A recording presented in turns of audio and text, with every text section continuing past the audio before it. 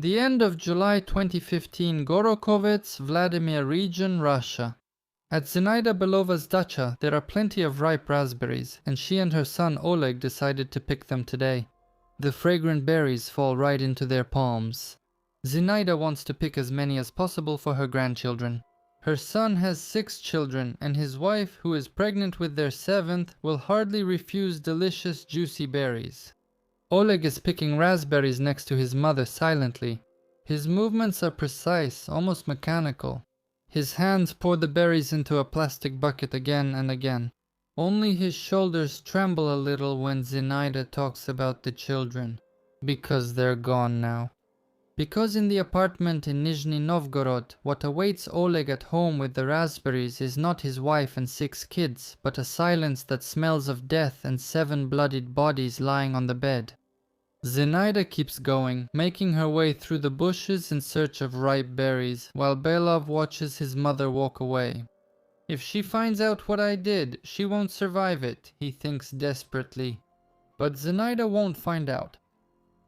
Oleg Belov was born in 1963 in the city of Gorokovets, Vladimir region of Russia, into a prosperous, loving family of Zinaida and Petr Belov. The boy grew up smart and capable. In his own words, math and physics came easily to him almost without effort. Belov's favorite subject was descriptive geometry. He gladly took on additional challenging assignments, racked his brains over tough problems. His mother Zinaida taught math at a university and wanted her son to build his future around that field. His father also strongly supported his son's passion. And Oleg himself easily imagined becoming a famous scientist, an inventor whose name would be spoken with respect. He would become famous throughout the entire USSR, and not just there, the whole world would know about him. His imagination carried him far into the future, far beyond reality. When he was still a schoolboy, Oleg Belov had a dream, not a nightmare on the contrary. It was a vivid, fantastic dream, like a real movie. The detailed structure of a flying saucer was so precise that he remembered it like a blueprint.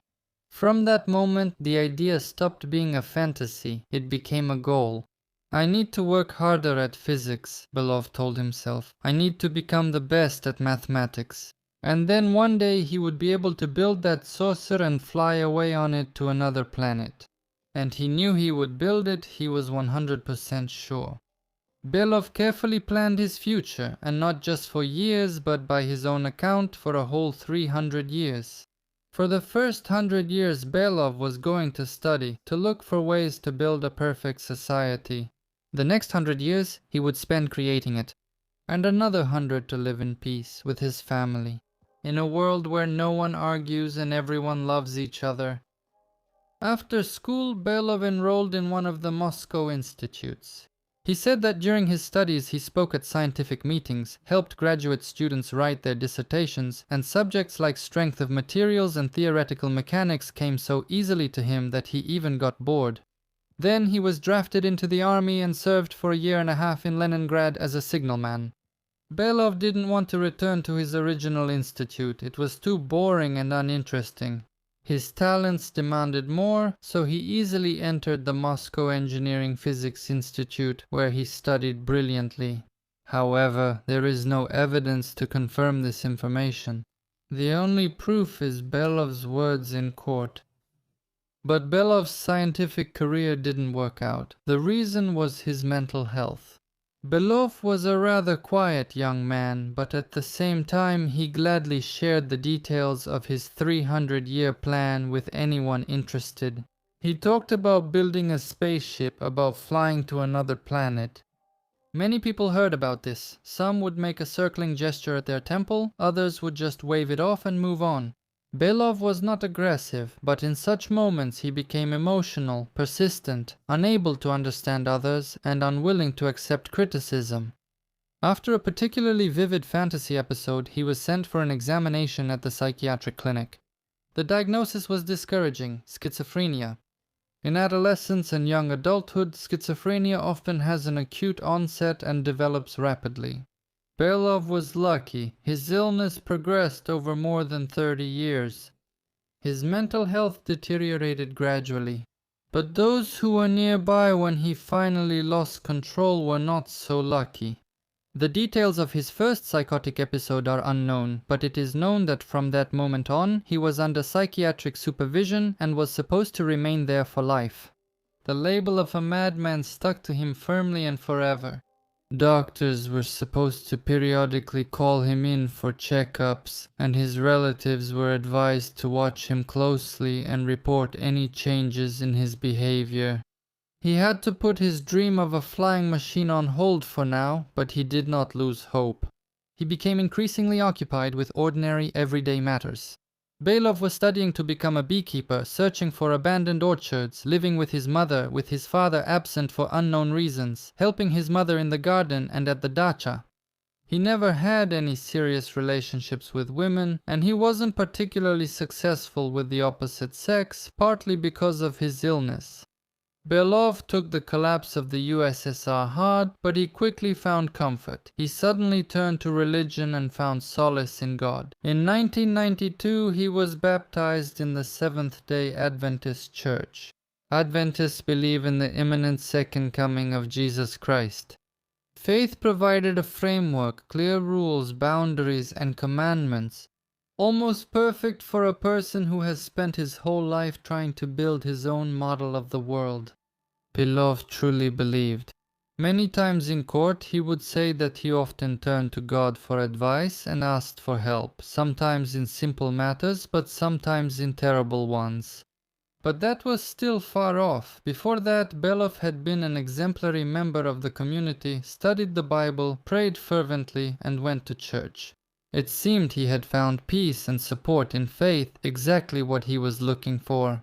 In the memories of the community members, he would be remembered as a strange person, not aggressive, not quarrelsome, just strange. And this strangeness made people avoid him. "He's not of this world," they said about him. One of the church ministers, Alexander Zimin, later recalled, he was not expelled from the community because of his strange behavior. At some point, Belov started smoking, which was condemned by the community, but it still wasn't a reason for expulsion. But in the early 2000s, Belov met and started dating his future wife, Yulia. It was a simple, almost chance meeting. Belov loved riding commuter trains and traveling. By the way, in this regard, I'm also a bit like Belov. Write in the comments if you also love to travel, and like the video if you've ever ridden a commuter train. Yulia turned out to be a fellow traveler. She was traveling from Kovrov, where she lived with her mom. They started talking, then met again. Somehow, Belov charmed Yulia almost instantly. They started making serious plans almost right away. Belov was far from being a young man. By the time he married Yulia, he would be 44 years old. She was the first woman he wanted to spend his life with, his first serious love. He also wanted to have children while he was still relatively young, to raise them, to watch them grow up. A lot of children, not one, not two, not even three. Belov wanted 20. Yulia just laughed, but he insisted. "There's a woman in the Guinness Book of Records who has 64 children. Why should we be any worse? We'll set our own record."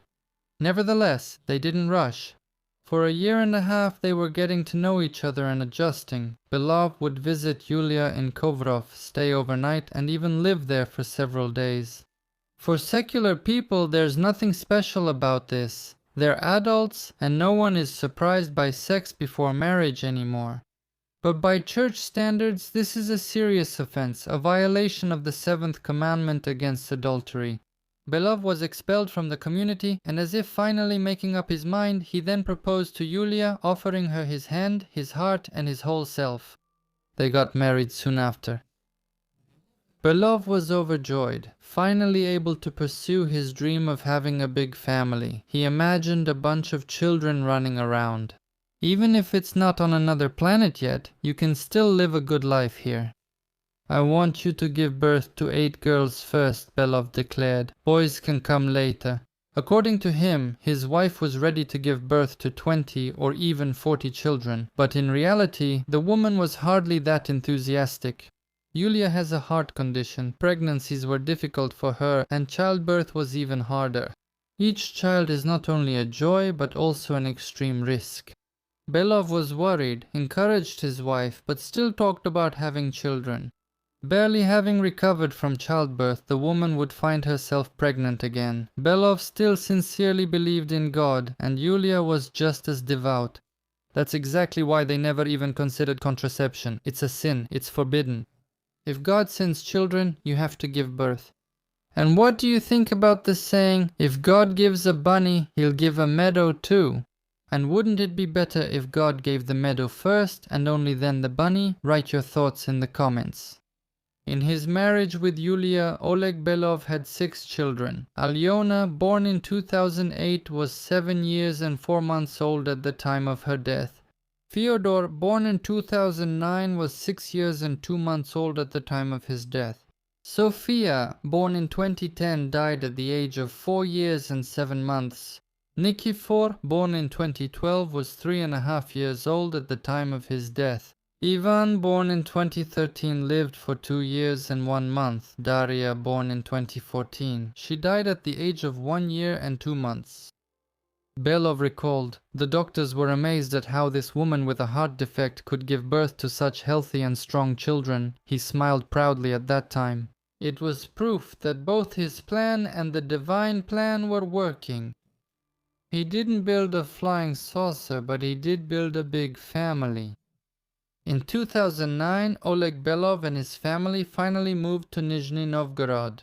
This is no longer a stage of searching or a temporary stop, but a point where his life should take shape for many years to come. From that moment on, their existence became almost completely confined within the apartment. At first they lived in a one-room apartment on the 6th floor of a high-rise in Peccary. Then, through a program to help large families, they received a 3-room apartment on the 3rd floor of the same building. Belov ruled the family single-handedly. The children were expected to obey him without question, and his word was law for his wife. Neither he nor Yulia worked anywhere. She lived off maternity and childcare benefits, and he lived on a disability pension. They spent 24 hours a day, 7 days a week together, surrounded by children, and the number of kids kept growing every year. The stress was overwhelming. Even healthy people struggle with it, especially in this situation. Moreover, Belov stopped seeing a doctor after moving to Nizhny Novgorod. The investigation will determine that he deliberately didn't inform his doctor that he was moving to another city. And for the 6 years that passed from that moment until the tragedy, no one cared that a patient diagnosed with moderate schizophrenia simply disappeared from the doctor's radar. Maybe someone noticed his absence, but they didn't start searching for him. Oleg Belov was left without proper treatment, and this triggered a rapid progression of the illness. The first warning signs, still invisible harbingers of future cruelty, had already appeared at that time. Belov himself described it this way: "When we were given our first apartment, a one-room flat in Peccary, Yulia decided that I had given a bribe. And she said then that she would divorce me and take the children. I was against it, because you can't take away what is most sacred. Then I grabbed an axe and raised it, and right away she said, 'God forgive me, I was joking.' Her brothers and father wanted to break my neck for that, but she talked them out of it, explained that we were in love. After that she went to visit her mother in Kovrov. I went there to see her, and it was like we had a second honeymoon. We went for walks, she was very happy. We wanted twins, even triplets. Back then I had only swung at her. But soon, no amount of 'sorry, I was joking' will help Yulia. By the way, I'll leave additional materials on Telegram. Scary stuff, subscribe and check it out. After moving into their new 3-room apartment, they did some renovations. The money for that is a separate issue. According to Yulia's brother, Alexander Zaitsev, all the family's finances went through Oleg. Yulia basically had no access to money. He only gave her the bare minimum for basic needs. It's still unclear how she clothed the children in these circumstances. Her brother assumed that her mother helped by transferring her pension and salary. Apparently they used this money to do the renovations. Alexandra told journalists that she saved what her mother sent. They had nowhere else to get money from. In the apartment building, many people got to know the Belov family over 6 years. The neighbors knew that the woman stayed at home and kept having one child after another. They also knew the husband didn't work. Yulia would go out for walks with the stroller. Sometimes she and Belov would take the children out to the yard together, but while he was always polite and smiling, "Здравствуйте, до свидания," Yulia kept to herself. She didn't talk to the other mothers and didn't encourage her children to play with others. They have their own brothers and sisters, so they should play with them. At kindergarten number 469, where the Belovs went, they also stood apart, but for a different reason. When Yulia brought the kids to kindergarten for the first time, she warned them, "The children don't eat meat, fish, or eggs for religious reasons. Their food needs to be prepared separately. Their dietary restrictions must be followed." One day, something went wrong. One of the children accidentally ate the wrong food and told their mother about it. The next day, Yulia made a loud scene with the caregivers and the headmistress. She shouted that they would ruin the children and threatened to file a complaint. In 2010, just a year after the Belovs got their first apartment, the illusion of a happy family life, filled with children's laughter and adults' joy, truly began to fall apart.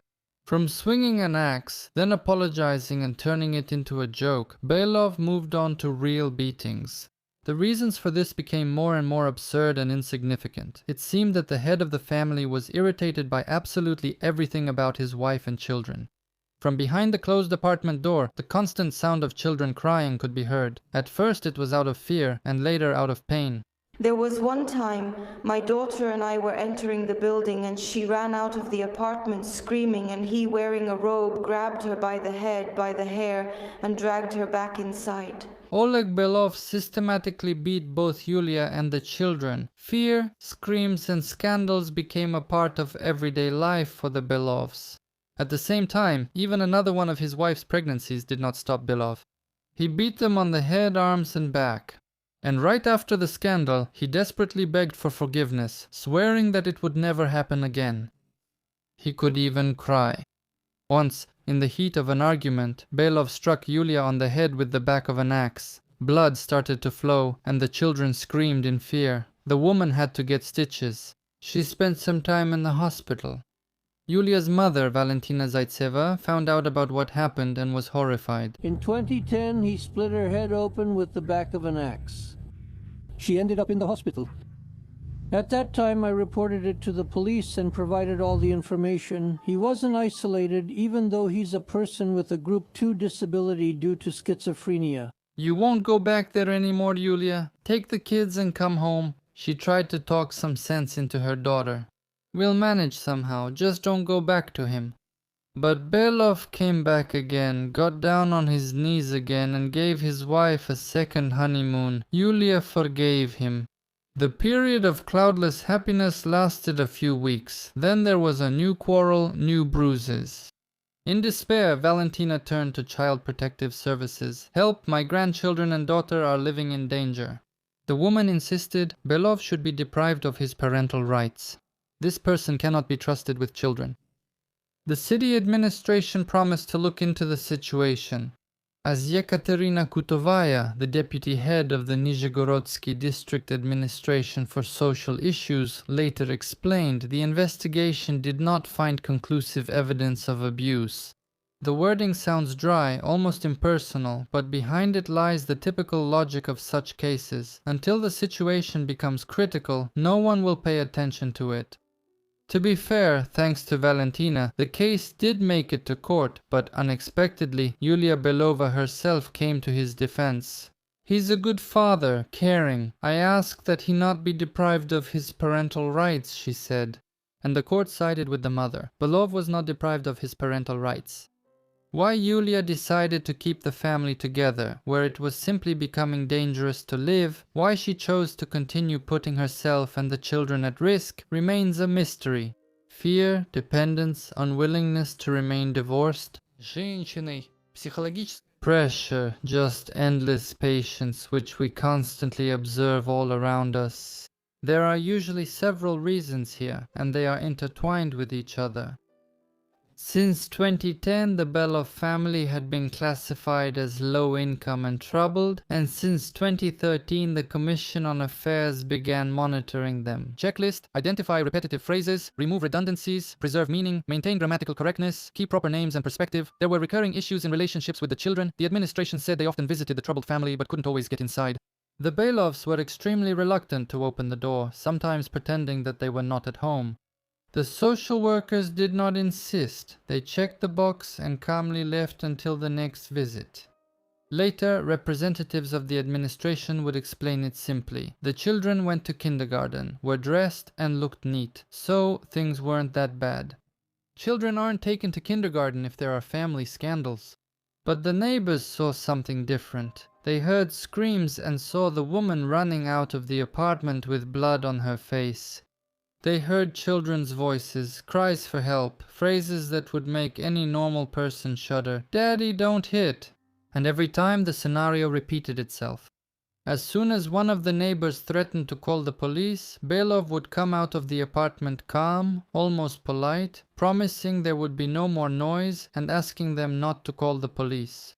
And the neighbors who tried to intervene, usually women, would back off, and no one called the police. Fear turned out to be stronger. In the morning, Yulia came to her door all beaten up, asking for help. The child, the older daughter, said, "Our dad is beating us, please help." Right after Yulia, Malik came out and said that we wouldn't have any more contact.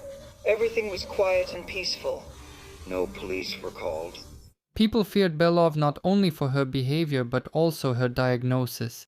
"He's mentally ill. Who knows what's on his mind?" the women would say to each other. "They'll make up the next day, but you'll be their enemy for life." You see, our law says you can't go after disabled people with this diagnosis. When I first went to the police, back then it was still called the militia, the local officer whispered to me, "Take your daughter away, take her away," Yulia's mother later recalled. Yulia's relatives claimed that Oleg skillfully used his illness, that he didn't just live with the diagnosis but hid behind it. Even when he and Yulia had just started living together, he openly said that he could take someone's life and avoid serious punishment, because the most he would get as a mentally ill person would be compulsory treatment. We understood right away what kind of person he was, but Yulia was enchanted. We tried to talk her out of this marriage, but she didn't want to hear it. She just asked us not to interfere in her life. The whole family spent a year fighting against this obsession of hers. We turned to psychiatrists and psychologists, saying that he was having some kind of influence on her, but everyone just brushed us off back then, recalled Alexander, Yulia's brother. And then it was already too late. He told the court that a year after their marriage, Belov forbade Yulia from communicating with her relatives. Alexander knew. One day, after another beating, his sister ran away from her husband and went to her parents, but a month later he took her back. As can be seen, this referred to the incident with the axe blow. She didn't try to escape again. From Belov's testimony at the trial, Yulia said that an inspection team came to our house, and for a whole hour they tried to persuade her to divorce me. They came to us very often, always looking for a reason to take the children away. At that time, our fourth child was born, and there was a trial to deprive me of my parental rights. I invited witnesses and journalists to the trial, and they didn't take our children away. Later, in 2014, they wouldn't release the children to her at daycare. My daughter allegedly claims she was being beaten at home, but that's not true. She wouldn't have said that. We wanted to try a fake divorce so that we could live in one apartment and rent out the other. Yulia told me that throughout June and July they were pressuring her almost every day to file for divorce, but she refused no matter what. Then she was asked to write a statement against me to deprive me of my parental rights. According to Belov, it turned out that in this story he wasn't a jerk who beat his wife and kids, but almost an innocent victim, a model father and husband, from whom evil officials were trying to take away the most sacred thing. In the photos from that time, the Belovs seemed to successfully create the illusion of a happy family. Well, basically, it's like nowadays. Just open any Instagram account, and it's all illusions of happy families, and then you see they've gotten divorced. So, the Belovs were the same back then, smiling parents, well-groomed children. The father often held one of the younger kids in his arms. But if you look closely, you can see that only the adults are successfully playing their roles here. The children look serious and tense. In one photo, the expression on one of the girls' faces is especially noticeable. The look directed at her father shows not affection but caution or even fear. In addition to his wife and children, Belov also beat his mother Zinaida. Natalia Komurova, one of the woman's neighbors on the same floor, told how she once witnessed a terrible incident. It was early in the day, and there was that usual silence in the stairwell that comes on weekdays when the residents leave for work. Natalia was at home, a retiree. She hadn't needed to go anywhere for a long time. Suddenly, the woman heard a heart-wrenching scream coming from the hallway. She rushed out the door and almost ran into Belov and his mother. The man was dragging Zinaida into the apartment by her hair and neck. She was fighting back and screaming. Apparently, the woman tried to run outside during the argument, but her son turned out to be faster and stronger. Natalia froze in place, but neither Belov nor his mother paid any attention to her. Only once did she meet his eyes. She shuddered at that wild, completely insane look. The woman almost ran into her apartment and locked the door. It would later be revealed during the investigation that Yulia Belova had repeatedly contacted Police Department No. 5 in Nizhny Novgorod with reports of beatings and claims that her husband was threatening her and her children with physical violence. In her last statement, she wrote, "He threatened to kill us, cut our bodies into pieces, and then throw them in the trash." However, the police of course ignored these statements. Not once did any law enforcement officer knock on their door or ask what was happening behind it. Moreover, it will turn out that, based on Belova's statements, there were 4 rulings refusing to initiate a criminal case. Because this isn't like selling an ad on some banned social network on the internet, there's nothing serious here. They simply brushed off the woman who was literally begging for help. At the same time, it's still not very clear why Yulia, hearing such terrible threats and constantly being beaten, didn't leave her husband herself and continued to live with him. Especially since the woman saw that the police were of no help and Belov was becoming more aggressive and dangerous every year. But that's how it was. On June 15, 2015, Yulia Belova filed a lawsuit for divorce from Belov and for the termination of his parental rights. The court hearing was scheduled for July 27. Finally, there was a glimmer of hope ahead, but Yulia was not destined to attend the hearing. Later, Belov himself would admit it. Thoughts of killing his family had crossed his mind as early as June. At first it was just a joke, not serious, like what if, well, just joking, what if I killed my whole family? He would clench his fingers around the handle of an imaginary knife, feeling his hand slicing through the air as he delivered a blow. Then, with fear, he would pull himself back. No, they were his wife and children, but the thought wouldn't go away. It sat there even if deep down in his troubled mind and waited. He got used to it, stopped being afraid. And then he even started to seriously think about it. As often happens, it was chance that decided everything. The end of July 2015, heat, the sticky silence of apartment stairwells where every sound is heard too clearly. There's another argument in the Belov family's apartment, not the first and, as it seemed to the neighbors at the time, not the last. Shouts, dull thuds, children's voices, pleas for help. All this had happened before, and that's exactly why this time no one calls the police. Fear and habit form a dangerous alliance, making it hard to assess the situation. Even the fact that Yulia is in the last months of another pregnancy is no longer a reason to intervene. The Belovs have been living like this for several years, arguing and making up. Later the investigation will determine that the conflict started over something trivial. Oleg Belov thought the haircut of the younger son was wrong, too flashy, and considered Yulia's action intentional. So, Yulia was the one who cut his hair and it was like she did it on purpose. Belov immediately decided that Yulia did it to spite him. He instantly jumped up from the table and grabbed the clippers, and then his hand clenched into a fist on its own. A punch to the face once, twice. The children started screaming. Yulia, covered in blood, ran out into the hallway, started banging on the neighbors' doors and screaming louder than, according to Belov, she ever had before.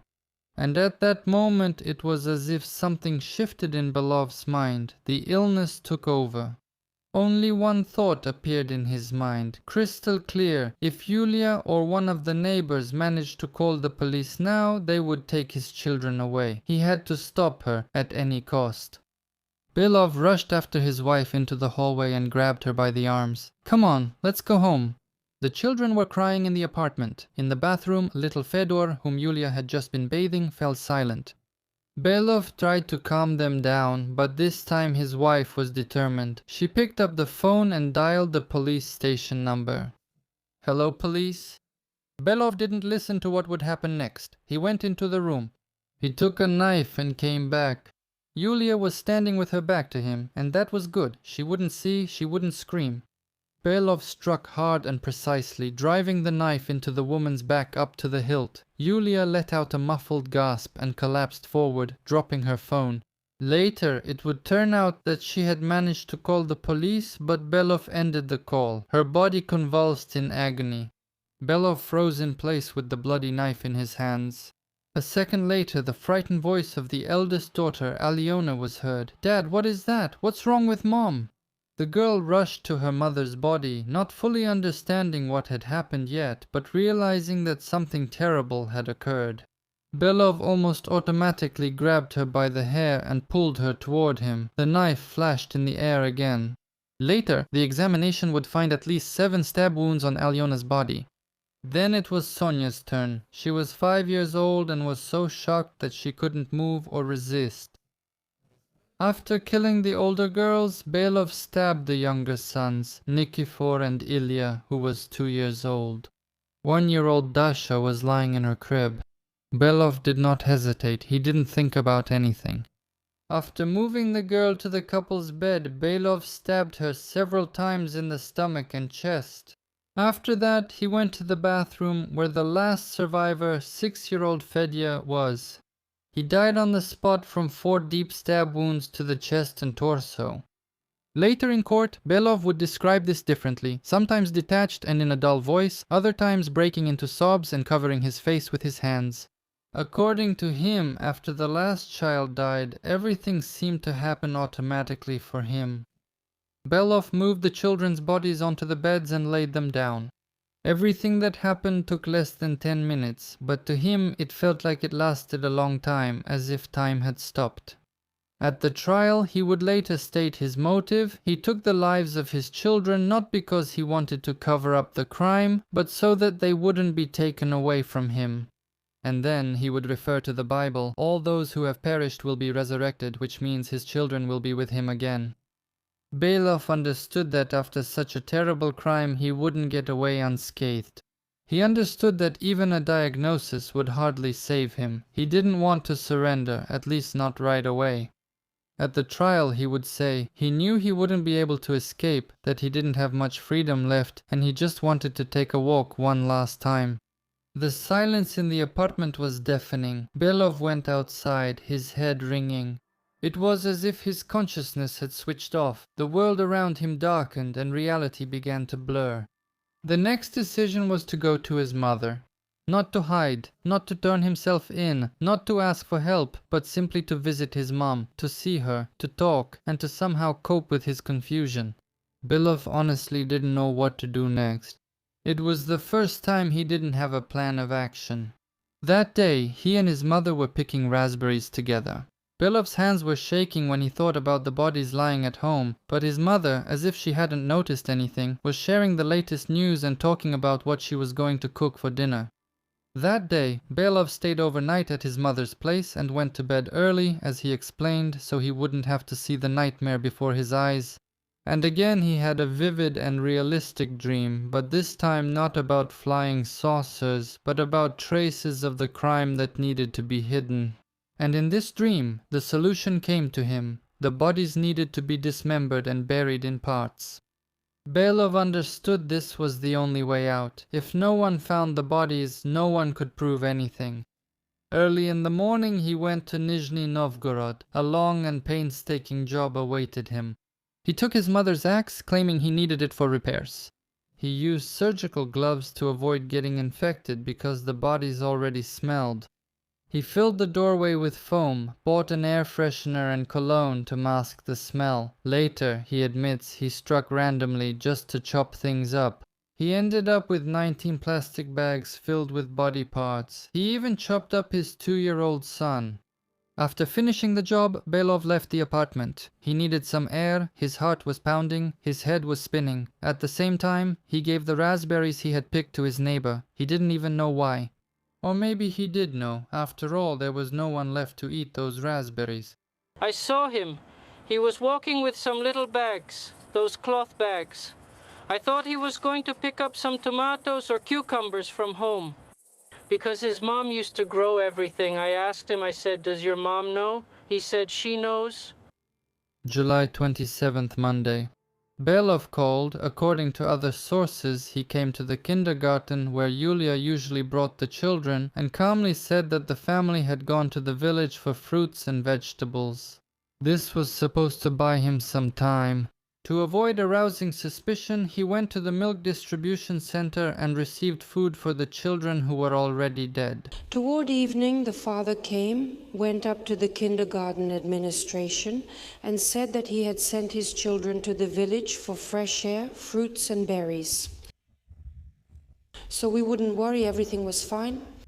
After that, he went to the teacher, took his things from the kindergarten, took the children's things, and that was it, he left. He was going to take the children's bodies to the village to his mother and bury them in the garden next to the raspberry bushes. The ground there was soft, no one would find anything. He needed to act quickly, but Belov kept delaying, thinking things over. Not hearing any news from her daughter, Yulia's mother, Valentina, kept calling Belov's phone. He dodged and lied, and sometimes just didn't answer the phone. Still unable to bring himself to pick up a shovel, he went back to his mother in Grokovets. He needed to calm down again and think about what to do next. About a week after the killings, Yulia's mother, having received no clear answers and not believing her son-in-law's explanations, went to the police. Law enforcement officers broke into the Belov family's apartment and found plastic bags containing body parts. Valentina had a heart attack. The woman was taken to the hospital. They began searching for Belov methodically while the trail was still hot. He was the main and only suspect. It was important not to let him escape. Belov received a call from the police on his phone that very same day. It's unknown what he told the police, but after finishing the conversation, Belov clearly realized this was the end. Soon he would be caught, and then his thoughts turned to his mother. Then she would find out everything. And the neighbors would find out too, and they would throw stones at the old woman for what a terrible person her son turned out to be. She wouldn't survive it. She would feel unwell, maybe end up in the hospital, or even die. Belov's thought both frightened him and filled him with determination. He picked up the knife again and went to the garden with his mother. "Lord, give me the strength to kill my mom," he pleaded, raising the knife. The old woman couldn't put up any resistance. Belov stabbed her several times and waited until Zenaida died. He divided her body into 14 parts and buried them right there in the garden. He then went back to the house and washed his hands. Only one link in this chain of deaths still troubled him. Valentina, Yulia's mother, was still alive. It was probably her who called the police on him, and he decided to go to her in Kovrov. Valentina also often visited the dacha in those days. That's where he decided to wait for her. If you want more videos, go to Boosty if you're from Russia, and Patreon if you're not from Russia. There you'll find exclusive videos that aren't on YouTube. The links are below the video. The police acted quickly. The very next day they found Belov's mother's body, buried in the ground, dismembered and with multiple stab wounds. It became clear Belov wasn't going to stop, and Valentina Zaitseva could very well become his next victim. Soon after, he was put on the nationwide wanted list. Late in the evening on August 4th, police officers found him in a house on a dacha plot in Kovrov. As expected, Belov was waiting there for his mother-in-law, who was bound to come to the dacha sooner or later. I went onto the road, looked into the little house, said Valley wasn't there, and saw someone slip by inside. There, I said Valley isn't there, but someone else is running around inside. During the arrest, he was shot in the stomach. Belov later described the events like this. He lay down to sleep on the terrace, keeping a knife nearby, wrapped in a newspaper. He mistook the light of the lantern for a threat and decided that it was thieves sneaking into what seemed to be an empty house in the dark. Yes, he shouted that he would stab them, but that's all it came to. He didn't hear any order to raise his hands and surrender, and then they just shot him. But the official version looks different. According to it, when the criminal investigation officers approached the country house, Belov wasn't just awake, he grabbed a knife and came toward them. With the knife in his hand, Belov declared that he would cut everyone up, and he made a sudden move toward one of the officers. That's why the police officer fired. Anyway, the bullet got stuck in Belov's stomach. He was immediately taken to the hospital. At the trial, he would later say, "I don't hold a grudge. I was rightfully arrested. After all, I'm a criminal." The bullet didn't hit any vital organs, and Belov recovered quickly. On August 6, 2015, his arrest was processed right in the hospital room.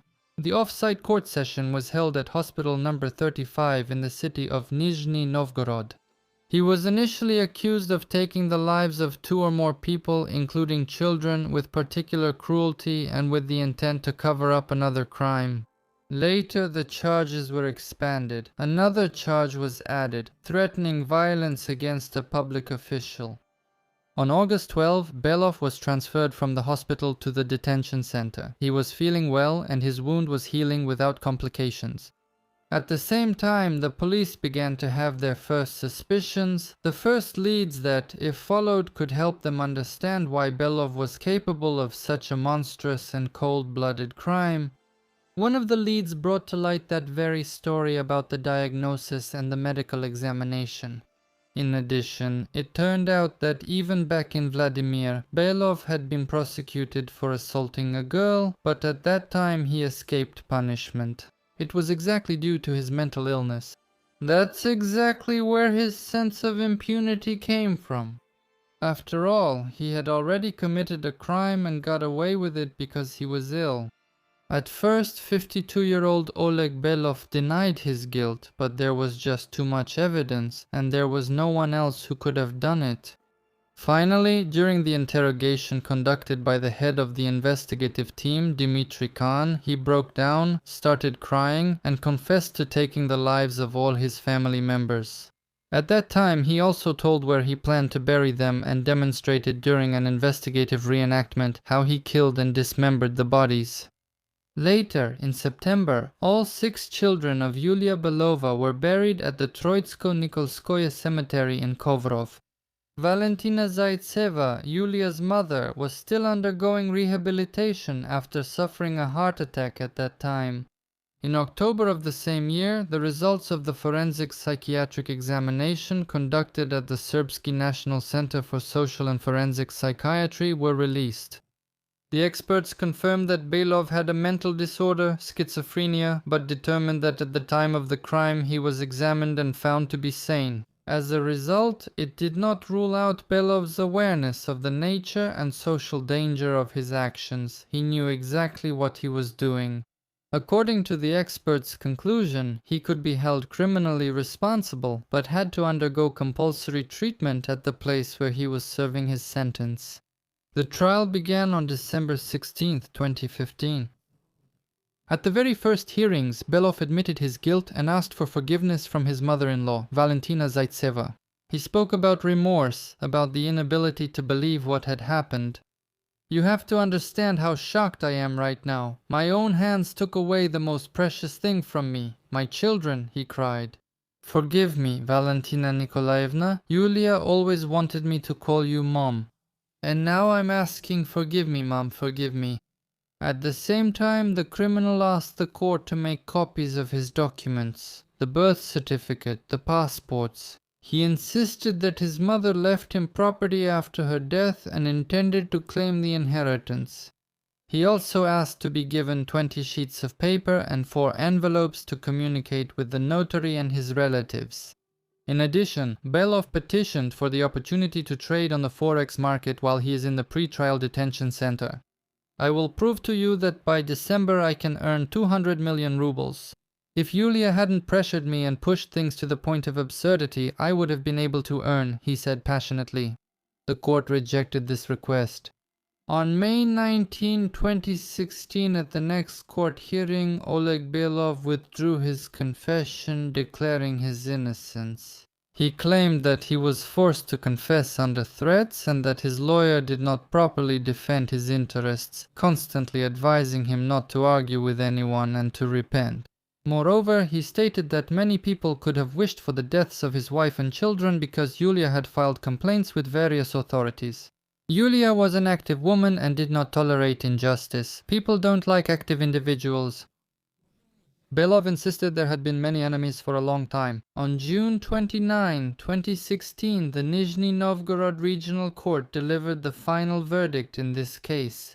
Oleg Belov was found guilty of causing the deaths of 8 people and threatening to use violence against a government official. He was sentenced to life imprisonment in a high-security correctional colony. Due to a mental disorder, while serving his sentence he must undergo compulsory treatment by a psychiatrist. But that was not the end of the story. The investigation into Belov's case revealed not only the crime committed by the accused himself, but also failures in the law enforcement system. Yulia contacted the police many times, reporting that her husband was beating her. But as usual, she didn't get any response. So, who's to blame for this? Along with the criminal case against Oleg Belov, investigator Dmitry Khan initiated a case against the police officers of the Nizhegorodsky district. The suspects included Chief of the Department of Internal Affairs Alexander Volchak, his deputy Vyacheslav Nikitin, Division Chief Viktor Miller, and district police officers Vladimir Filimonov and Dmitry Oblivin. According to the investigation, the police systematically ignored Yulia Belova's complaints about her husband's hooligan behavior, beatings, and threats to her life. Just a month before the tragedy, Yulia filed a report in which she directly stated that Belov had threatened to cut the bodies into pieces and throw them in the trash. However, no measures were taken in response to this report. On August 8, 2015, the court granted the investigation's request to arrest Viktor Miller, establishing that he, as the direct supervisor of Precinct Officer Vladimir Filimonov, had approved the decision to deny Yulia Belova's reports 4 times. Precinct Officers Oblivin and Filimonov were released under house arrest. Thus, the police had at least 4 opportunities to save the lives of Yulia and her children. And each time the same hand wrote the indifferent word "deny" on paper. The initiation of the criminal case caused a wide public outcry in the region. Immediately, 9 district police officers in Nizhny Novgorod submitted their resignations, fearing a chain reaction and responsibility for their mistakes. In June 2018, the court found Dmitry Oblivin and Vladimir Filimonov guilty under Part 3 of Article 293 of the Criminal Code of the Russian Federation for negligence in service, which led to especially grave consequences in the form of the death of the entire Belov family. They were sentenced, respectively, to 3 and 4 years of suspended imprisonment, with deprivation of the right to hold positions in government bodies for the same period.